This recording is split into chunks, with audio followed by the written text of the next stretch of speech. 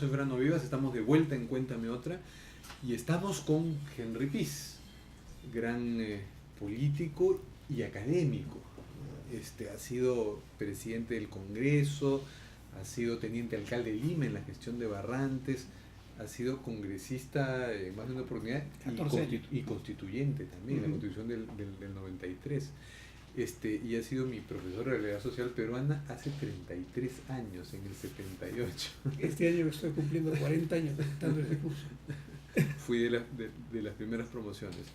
Y bueno, pues ya en la primera parte del programa hablábamos de este tema que sigue penando sobre la realidad nacional y que nos dificulta hablar de política, que es el caso de Ciro, pero no se nos puede escapar la política. Y por eso lo hemos invitado y le agradecemos que esté aquí, ¿no? El caso de Omar Chejade es muy grave, confirma algunos temores que teníamos sobre este gobierno, limita algunas de las esperanzas que todavía tenemos. Leí su columna en el Comercio sobre el caso Chejade. Sí, para mí no limita las esperanzas que tengo en el gobierno, porque como todo gobierno tiene de todo.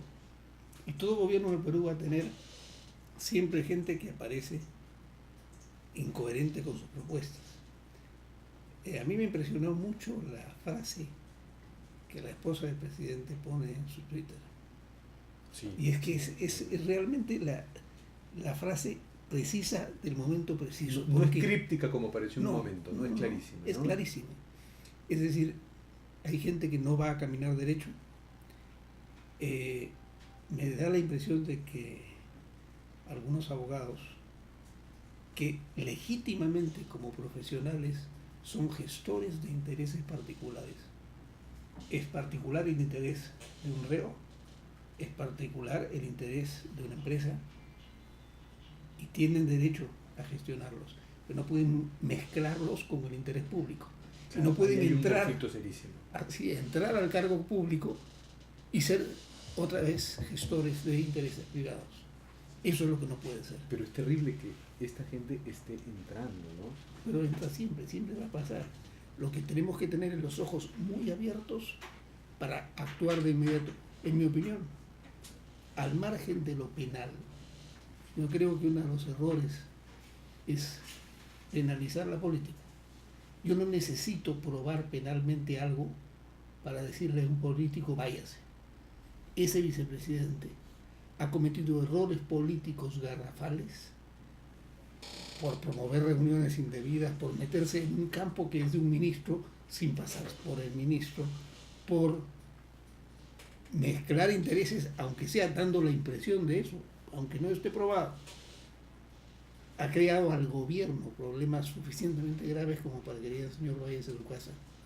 Pero no estamos hablando de un militante partidario, ni siquiera de alguien comprometido con un proyecto que dice, la regué, me voy. No es por ser militante partidario, es por el alto cargo que ocupa, es un cargo que puede convertirlo en presidente de la República y eso requiere que tenga confianza ciudadana y el señor ha perdido la confianza ciudadana. Claro, pero yo siento que en el perfil de un político, de un advenedizo de la política como este señor Chejade, no hay pues ese compromiso con un proyecto, que lo veo en otros ministros, que lo veo en algunos miembros del entorno de Ollanta Humala, lo veo quiero ver en Salomón Lerner, porque lo veo en muchos miembros del gobierno, lo veo en Lerner, lo veo en muchos ministros y lo presumo en toda persona hasta que tenga un indicio que me marque lo contrario. Y el tema que yo quiero insistir, porque estamos en un momento realmente penoso, ¿no? Más de 15 parlamentarios están siendo acusados de todo. Entonces, y todo el mundo dice al congresista y expresidente del Congreso, ¿qué solución? La corrupción en el Congreso. La solución es más democracia y más participación ciudadana. Es lo único que va a acabar con la corrupción. Y la fórmula yo la he propuesto el año 2007 en el Seminario de Reforma del Estado de la Católica. Elecciones primarias abiertas, organizadas por la OMPE en una sola fecha. O sea, fortalecer los partidos, las primarias en las elecciones de los partidos, ¿no? Para quienes pero abiertas, primarias abiertas, quiere decir que cualquier ciudadano dice, yo estas elecciones voy a votar por el Partido Aprista, me inscribo en la OMPE y voto. y voto junto con los militantes del Partido Aprista. Y votan todos los que quieren votar por esa fórmula. Esos eligen la lista. Y luego compiten las listas como partidos, ya por la competencia final. Pero esto tiene otra ventaja, y es que 3 meses antes de que sean elegidos como congresistas, se produce la competencia. La competencia, tanto en el mercado como en política, es fundamental. Claro, sin competencia no hay calidad. Entonces queremos parlamentarios de calidad que tengan que competir. Y entonces pongamos algunas reglas básicas, por ejemplo, que la ley de partidos amplíe la franja electoral a la parte previa y todos tengan un espacio más o menos hablamos de la franja electoral gratuita en la televisión. Gratuita en la televisión. Todos tengan un espacio más o menos similar. Sí, pues porque la necesidad de dinero para la campaña hay que evitar, así es. Es la que hace entrar a los robacables. Así es, pues, o sea, la gente no es que elija a la robaluz o al robacable o al comeoro. La gente lo conoce a ese más porque ese tuvo plata para hacer campaña porque y el otro no. Se pagó su curul, es lo que está pasando. Entonces, y los partidos que necesitan dinero en el momento de la campaña reciben a cualquiera. No es solamente pagarle a los partidos, es poner la plata para la campaña.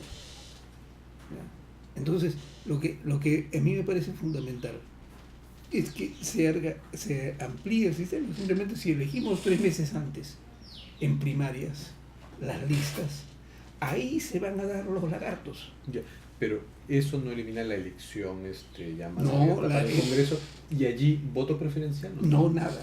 Ya nada, porque ya el la lista se hizo con el voto. Así es. Justo en el programa pasado conversábamos con Fernando Tuesta, y Fernando Tuesta, que abogó por el voto preferencial en su momento, ahora está arrepentido del voto preferencial, y así lo que pasa es que él quiere que ya no haya voto preferencial. En el mercadeo de candidaturas que se hace en este momento, el voto preferencial es pernicioso, pero es mentira que sea solo el voto preferencial lo pernicioso. Un conjunto el voto preferencial surgió y lo pusieron los militares, porque conjunto con los militares hubo una serie de políticos de los diferentes partidos que se fueron rompiendo en los años 60, que se pelearon con sus dirigentes. ¿Quién era el asesor principal de Velasco? Carlos Delgado Olivera. Bueno, pero usted pues es un experto en estudiar el velasquismo, entonces no se lo discute. Carlos Delgado Olivera, el hombre que le hacía los discursos a Velasco, es un dirigente aprista que cuando el APRA pacta con la oligarquía se aleja del APRA porque ha roto su esquema principal. Y así como él, hubieron otros que se dejaron AP, que dejaron la DC, etcétera, y que fueron parte del Cinamos. A la hora que estos asesoran a Morales Bermúdez, ponen el voto preferencial. ¿Por qué? Porque todos ellos habían vivido lo que son las cúpulas partidarias designando a dedo. La peor corrupción es la designación a dedo, porque ese que designa a dedo es el que designa en función de que me va a apoyar económicamente, o el que designa porque quiero a esta persona sin tener posibilidad de evaluarla. Pero si no triunfara este proyecto y esta propuesta de elecciones primarias abiertas, ¿sí estaría de acuerdo con eliminar el voto preferencial? Sí, de todas maneras. O sea, el voto preferencial no puede seguir siendo como está, pero lo que ocurre es que si solo elimino el voto preferencial, como dice el Jurado Nacional de Elecciones, entonces instauro la autocracia partidaria.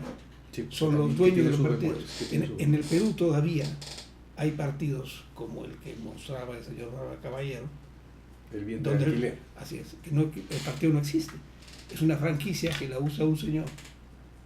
Bueno, la ley de partidos establece reglas. Un señor que ni siquiera es un caudillo, porque hay otros casos como así Gana Perú, que finalmente es un caudillo. Así es, bueno, siempre va a haber un rol de líder principal. Y yo creo que si eso se institucionaliza, ayuda a formar el partido. Pero nosotros tenemos un montón de muestras de que se salen de esa lógica de participación. Los partidos son clubs, asociaciones de ciudadanos para buscar un objetivo político. Si no son asociaciones, es decir, si no tienen reglas por las cuales pueden ellos elegir, participar, intervenir, y no hay democracia interna, la gente no va al partido. ¿Qué es lo que está sucediendo? ¿Qué es lo que pasa acá? Ahora pasa eso. Por eso sí está de acuerdo también con... Y la ley de partidos que no se debe ejecutar, creo que he leído más de una vez su posición al respecto, que tiene que ejecutarse, o sea, y que el Estado tiene que invertir. Mire, y no tengamos miedo en dar dinero para los partidos. Yo soy ¿no es uno de los cierto? impulsores fuertes de la ley de partidos, presenté proyecto de ley, dictaminé como presidente de la Comisión de Constitución ese proyecto y luego como presidente del Congreso lo promulgué, lo firmé. Pero yo soy consciente que le echaron agua al caldo. Ahí se decía primarias abiertas y lo cambiaron y le pusieron un agregado que podían ser asambleas partidarias. Primarias son elecciones directas, no son elecciones indirectas. No es la asamblea del partido. Y yo me acuerdo porque se lo dije a un respetable dirigente aprista que fue el que me bloqueó la atención. Me dijo, mi partido no... ¿Quién fue el respetable? Jorge del Castillo, porque es una persona que tuvo un rol clave en esta etapa del Congreso, fue mi aliado para tratar de sacar la reforma constitucional que bloqueó a Alan García, en mi opinión, aunque desde atrás. En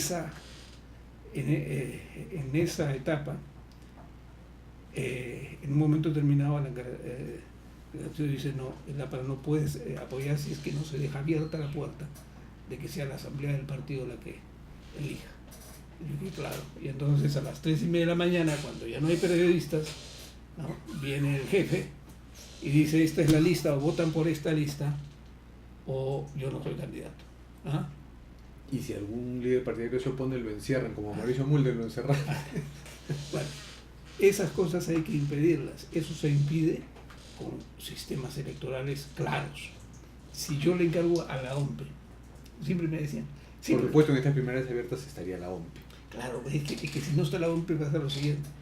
Entonces, me decía, por ejemplo, uno de mis amigos que no le gustaba la idea, me decía, entonces van a venir los apristas y van a votar por este partido y van a cambiarme la lógica de elección para que salgan los que yo no quiero. No, pues, si hacemos todas las elecciones el mismo día, nadie puede desplazar sus votos a otra parte. Y si las hace la OMPE, es un tercero y es una autoridad electoral que tiene que tener equilibrio frente a todos. Claro, pero si no hay estas elecciones, eliminamos el voto preferencial y la ley de partidos sí debe ejecutarse en la fase de dar dinero a los partidos. Eso es importante ahora. Es ¿no? Importantísimo. Por ejemplo, ayudar al PPC, que está haciendo una renovación interesante. Además, lo hemos puesto en las partes más importantes. Se puede dar dinero para formar equipo de plan de gobierno, para y para capacitación de cuadros.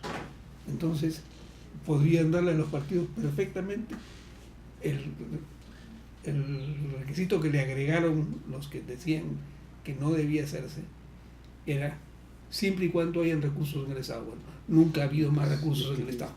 Así que, si esa es la razón, ahí la tiene. Más estamos perdiendo con esta pésima representación que tenemos que lo que ganaríamos invirtiendo en eso. O sea, es invertir en la calidad de la política. Es invertir en la calidad de la política. Hoy día que todo el mundo critica la calidad del Congreso, solo con más democracia va a haber calidad de la política. Así como si yo quiero calidad en los productos de las empresas, necesito que compitan y que hayan varias empresas que producen el mismo bien.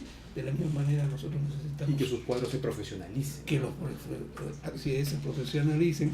Y eso se puede hacer con 2 o 3 normas. Esta es una de ellas. Esta no requiere reforma constitucional. Yo haría una reforma constitucional puntual, simplemente para volarme el límite de congresistas que pone la Constitución y establecer el Senado. El Senado está por la bicameralidad. Sí, el Senado es necesario para que se vean algunos temas 2 veces, pero también para que algunas funciones se especialicen. El Senado es la Cámara que debe ver todo lo que son designaciones. Fíjense que hasta este momento no hay defensor del pueblo, no se renueva el Tribunal Constitucional. Los congresistas no tienen tiempo para eso. Y estamos traumados de hablar de reforma constitucional porque suena a disolución del Congreso. Es que es y hay que superar eso ya. Pero además, ¿Y quiénes deben superarlo? ¿Quiénes deben llevar ahorita la bandera de la reforma? Yo creo que la reforma constitucional solamente tiene que hacerse en un punto. una reforma política puntual que permita variar el número de congresistas y abrir el Senado. Con variar el número de congresistas tenemos otro objetivo por cumplir, que es un compromiso de casi todos los partidos, que es el distrito electoral de peruanos en el extranjero. Ese distrito electoral tiene que crearse, pero no puede crearse como algunos están pensando en este momento, quitándole representantes a Lima. Cuando me hicieron esa consulta yo contesté, es más fácil que le digan al SUTEP que se bajen los sueldos los maestros a que logren que los parlamentarios es que hay ese miedo de querer invertir, bueno, no, porque sería más plata, ese argumento siempre liberal que nos limita pero eso, a invertir pero es un argumento, en áreas fundamentales de primero Estado. no es un argumento liberal, no se olviden ustedes que el liberalismo Neoliberal, querido decir. neoliberal, sí. Pero el neoliberal es más bien neoconservador, porque los liberales jamás pensaron la libertad económica sin la libertad política, y la libertad política se da con parlamento, la libertad política se da con elecciones, y justamente tenemos que afianzar eso. No podemos hacerlo, sí, esta es una oportunidad para hacerlo, creo que hay condiciones para hacerlo. Pero ¿quiénes ve que deben ser los abanderados? ¿Ve gente en el Congreso ya sacando toda esta escoria de robacables? Yo creo que en el Congreso ya hay... Si no es el partido de gobierno, es la oposición, alguien del PPC... Hay algunas ideas que atraviesan partidos de gobierno y de oposición. Por ejemplo, la creación del Senado tiene prácticamente respaldo en varias bancadas. Y también tiene respaldo en varias bancadas la eliminación del voto preferencial. Entonces yo creo que estos son dos elementos que tienen que funcionar, pero que funcionen afianzando democracia. A mí me escarapela el proyecto que dice elimino el voto preferencial, pero vuelvo a lo que hace 30 años sabía, que era que cada cúpula partidaria decidía por sí y ante sí cómo hace la lista. O sea, ya no habrá otro del Castillo y Alan García que limiten esa reforma constitucional. Usted ve que ahora en el actual gobierno siempre van a haber, o sea, pero claro, en mi opinión lo que hizo no es un APRA. Lo que hizo Alan García es creer que si lo veían al lado de Toledo en este esfuerzo de concertación que suponía la reforma, iba a perder votos. O sea, el que prioriza su elección sobre el país, eso va a pasar siempre. Eso es lo normal.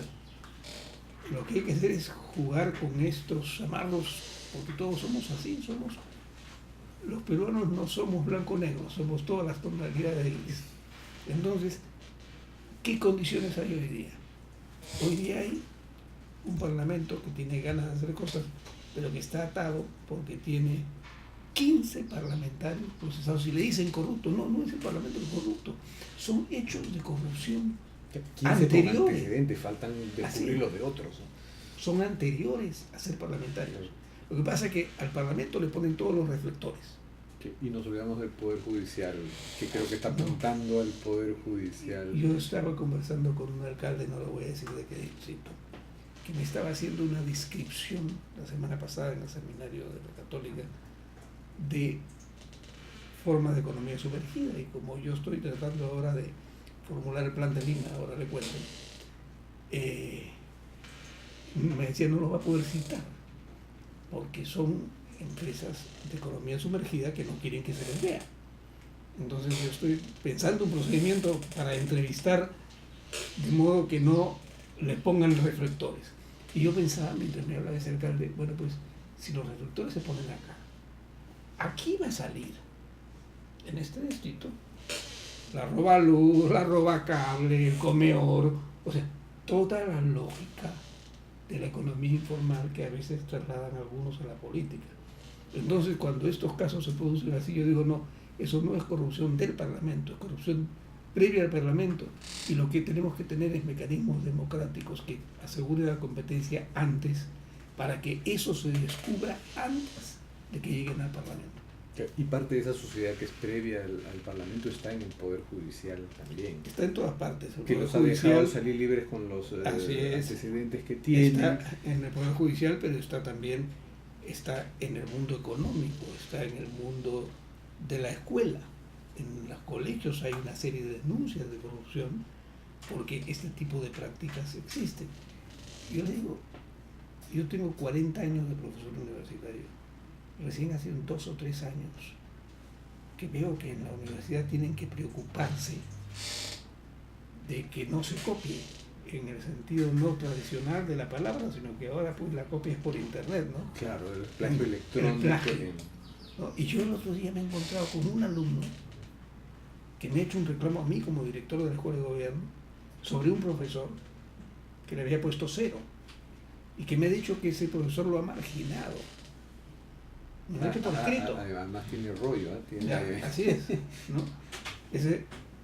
Y cuando lo ha discriminado, voy a ver, lo ha excluido. Ese señor había plagiado y le habían aplicado el programa de computadora y entonces tenía 87% de plagio en su texto. O sea, plagiero y alegoso. O sea, el profesor se equivocó, porque el profesor no le debió poner 0, sino me debió mandar el examen y yo debí suspender los 2 semestres, que era la norma que ha dado el rectorado. Pero digo, esto hace 10 años en la universidad no se hacía. No se necesitaba hacer. Claro, o sea, quiere decir que en la sociedad están estos comportamientos y en la sociedad hay una crisis de valores. El Congreso lo vemos mucho porque el Congreso también está lleno de figuretis y es Así fácil. es, claro. Es un espacio concéntrico que es fácil Así apuntar es. a los rectores ahí, es más difícil hacerlo al Poder Judicial. Y a todos estos, esta visión integral de una corrupción que nace desde la escuela y la familia, ¿no? Pero ahora le cuento una cosa bonita en la que para ir terminando. Sí. La alcaldesa de Lima me ha pedido que encabece o lidere la formulación del plan de Lima como región, que es la primera vez que se va a hacer. Es un plan a 20 años. Es mirar y construir una visión compartida de Lima como ciudad, provincia, región, porque somos las 3 cosas a la vez. Ese trabajo lo voy a hacer. Hay un convenio con la escuela, así que lo voy a hacer desde ahí. Pero lo voy a hacer convocando grandes foros interdistritales, uno en Lima Norte, uno en Lima Sur, 1 o 2 en Lima Este, uno en Lima Centro, y luego buscando una articulación de algo que son palabras mayores, pero no se puede evitar. Para gestionar esto, no se puede pensar que hay una autoridad en Lima, una autoridad en el Callao, una autoridad en las cuencas que alimentan, por ejemplo, de agua a Lima, y por tanto hay que juntar al gobierno regional del Callao, a la municipalidad del Callao, a la alcaldía de Lima, que es además gobierno regional para Lima, y también parte del gobierno regional de Lima Provincias. Entonces hay que crear alguna autoridad del área metropolitana, entre ellos, respetando los espacios de cada uno de ellos, para que manejen esto, porque evidentemente esto no lo van a manejar desde 43 o 44 autoridades, que es lo que hay en la ciudad. Tenemos que construir también una manera de manejar el área metropolitana, y esa es una tarea bonita. Claro, muy bonita. La voy a hacerla una arquitectura moral y democrática de Lima, ¿no? Pero yo me voy a limitar a mi rol de ciudadano.